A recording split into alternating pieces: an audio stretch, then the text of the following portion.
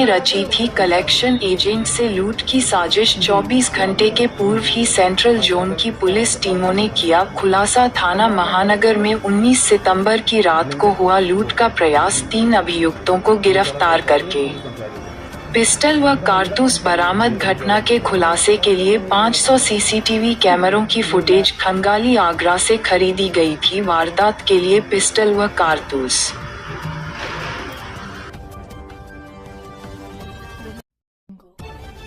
Blinkit में जाकर के पैसे कलेक्ट करते थे। रात्रि के समय उनके साथ छीना झपटी करके 2 अज्ञात व्यक्तियों के द्वारा थैला छीनने का प्रयास किया गया था, जिसके संबंध में थाना महानगर में अभियोग पंजीकृत हुआ और जो मजरूब था, जो वादी मुकदमा था, उनको तत्काल भाऊराव देवरस अस्पताल में एडमिट कराया गया।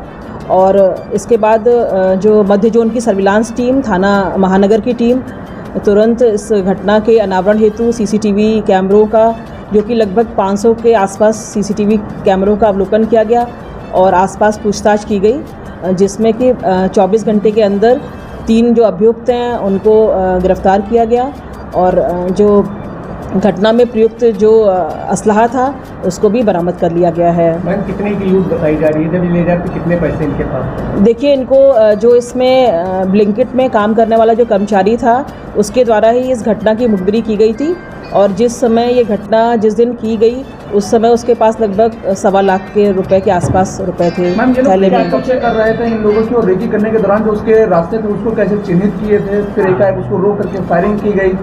देखिए, ऐसा है कि जो इसमें जिनके द्वारा ये घटना की गई है, उनमें से एक व्यक्ति जो है वो पूर्व में ब्लिंकिट में कार्य भी कर चुका है। साथ ही उसकी जो उमराव मॉल के पास जो स्टोर है उसमें एक जो कर्मी था उसका वो मित्र था, तो उसी मित्र के द्वारा ऐसे बातचीत में ये चीज़ उसको जानकारी हुई कि यहाँ पे रात्रि में कलेक्शन होता है और फिर इसके बाद इन लोगों ने योजना बनाई और योजना बनाने के पश्चात इनके द्वारा पिस्टल भी आगरा से खरीदी गई इस घटना को अंजाम देने के लिए। मैम, पूर्व में भी कुछ इनके जो आपराधिक इतिहास है, क्या कुछ मुकदमा? नहीं, अभी तक जो जानकारी है उस हिसाब से तो अभी इनका कोई पूर्व आपराधिक इतिहास नहीं है। बाकी और गहनता से इस संबंध में जानकारी प्राप्त की जा रही है। मैम, लूट का इरादे से लूट कर रहे थे, लूट के दौरान एकाएक फायरिंग करना और उसकी गोली लगना, क्या लूट में विरोध होने पर उसकी हत्या भी करने की पूरी कोशिश की गई थी? देखिए, ऐसा है कि जो वादी है उसके द्वारा साहसपूर्ण तरीके से जो है रिटेलिएशन किया गया, जिसके परिणाम स्वरूप उसका जो थैला है वो जो ये दोनों लड़के हैं अभियुक्त हैं इनके द्वारा नहीं छीन सके और उसी छीना झपटी के क्रम में इनके द्वारा जो है फायर किया गया। कितने रुपए की एक्सपेक्टेशन थी कि इतना पैसा मिलेगा जब लूट करते? देखिए, इनको चूंकि ये ब्लिंकिट से जुड़े हुए हैं कलेक्शन एजेंट के साथ, तो इन्हें जानकारी रहती है कि अच्छा पैसा रहता है, परंतु एग्जैक्टली कितना रहता है इसका खुलासा नहीं रहता, इनको जानकारी नहीं रहती है। और इसमें से जो गिरफ्तार हुए उनमें से एक वहाँ का एक कर्मचारी भी है और बाकी 2 और अभियुक्त हैं जो कि पूर्व में मित्र भी रहे हैं, एक ही गांव के रहने वाले हैं। लूटी रकम मैम कितनी वापस हुई? पूरी आ गई? नहीं, उनके द्वारा कोई भी पैसा लूटा नहीं गया था, केवल प्रयास हुआ था। मैंने पहले भी बताया आपको कि जो वादी है उसने साहसपूर्ण तरीके से इनका सामना किया था और अपना थैला जो है वो मजबूती से पकड़ा रहा, तो वो नहीं छीन पाए थे। एजुकेशन क्या होगी इनकी मैम, ये तीनों की, क्योंकि युवा लग रहे हैं, क्या कुछ एजुकेशन है, क्या एजुकेशन का बैकग्राउंड इनका? देखिए, बस वही है, साधारण तरीके से पढ़े लिखे हैं ये, कोई ऐसा स्पेसिफिक इनकी कोई क्वालिफिकेशन नहीं है।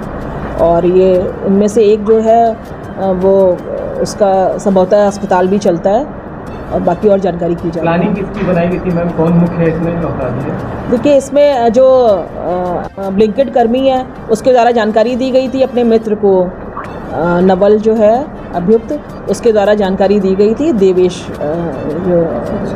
सर्वेश यादव को। मैम, 3 लोगों की गिरफ्तारी हुई, इसमें हॉस्पिटल कौन चलाता है 3 लोगों में? ये विमल कुमार है, इनके परिजन के द्वारा अस्पताल संचालित किया जाता है। क्या कोई और? अभी तक की जो जानकारी है इसमें 3 लोग ही प्रकाश में आए हैं, बाकी अन्य विवेचना में अगर कोई अन्य व्यक्ति का भी हाथ रहता है तो उसको भी इसमें प्रकाश में लाया जाएगा। क्या जहाँ से लोग पिस्टल लेके उनकी भी जांच की जाएगी, कहाँ से पिस्टल लाए? बिल्कुल, वो जानकारी प्राप्त की गई है, बाकी कहाँ से और कैसे संपर्क में आए ये सब विवेचना में, इस बिंदु पे विवेचना की जाएगी। ये काफ़ी समय से टोंचा के रहने वाले हैं, टोंचा पड़ता है जो रायपुर राजा ग्राम।